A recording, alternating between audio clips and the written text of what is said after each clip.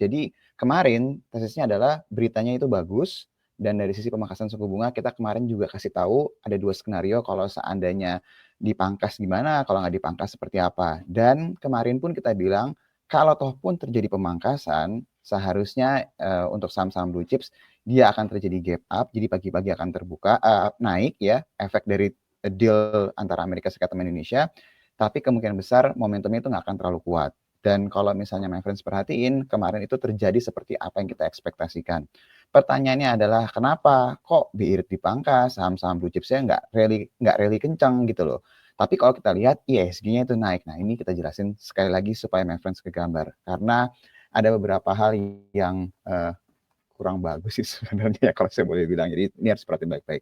Satu, secara nilai transaksi kemarin itu tergolong sebenarnya besar banget ya my friends. Dan kita sudah lihat konsistensi nilai transaksi di pasar reguler. Ini total transaksi keseluruhan ya. Reguler itu sekitar 15-an ya kemarin saya cek.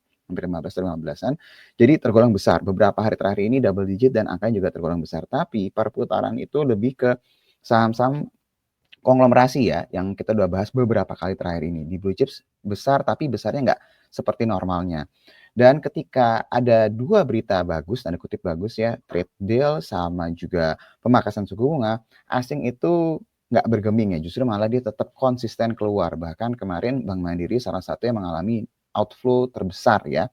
Jadi kemarin itu total net sale-nya sebesar 1,094 triliun. Dan fakta yang paling menarik lagi adalah kenapa kita melihat kita bahas 2 atau 3 hari yang lalu bahwa kita melihat potensi perubahan top 10 dari market cap di IHSG itu akan terbuka lebar. Kalau my friends perhatiin, kemarin itu IHSG sepenuhnya yang mendorong kenaikan itu bukan saham-saham blue chips, tapi justru DCII my friends. Yang memang kalau misalnya my friends lihat menyumbang 33,36 poin, secara likuiditas kecil sekali transaksinya, tapi kontribusi ke IHSG itu besar. Ada DSSA juga, saham konglomerasi juga dari Sinarmas, ada CDIA juga, baru di sini ada BBNI, dan juga ada beberapa saham lagi yang tergolong konglomerasi juga nih kalau kita lihat. Dan kalau misalnya my friends perhatiin, saham-saham yang sensitif terhadap pemangkasan suku bunga justru tidak mengalami rally. Ya, saham-saham perbankan nggak mengalami rally, properti juga nggak terlalu mengalami rally. Ada kenaikan sedikit, tapi nggak yang naik signifikan. Jadi, seperti yang kita bahas kemarin, pasar itu menunggu narasi lanjutan.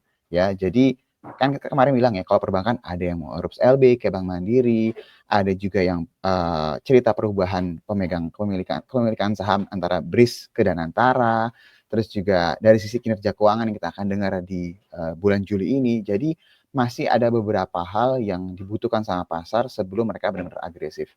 Dan kalau seandainya 2 berita bagus saja tidak bisa mendorong kenaikan saham-saham yang tergolong blue chips, berarti ini my friends jangan agresif dulu nih. Jadi kita beberapa kali mengingatkannya jangan terlalu agresif dulu. Jadi nggak usah tergesa-gesa. Bisa jadi entry point yang lebih baik bisa dikasih nih dalam beberapa waktu ke depan. Ini seputar pemangkasan suku bunga yang kalau kita lihat on track dengan tesis kita kemarin, dan ada baiknya my friends jangan terlalu agresif terlebih dahulu untuk saham-saham blue chip sejauh ini.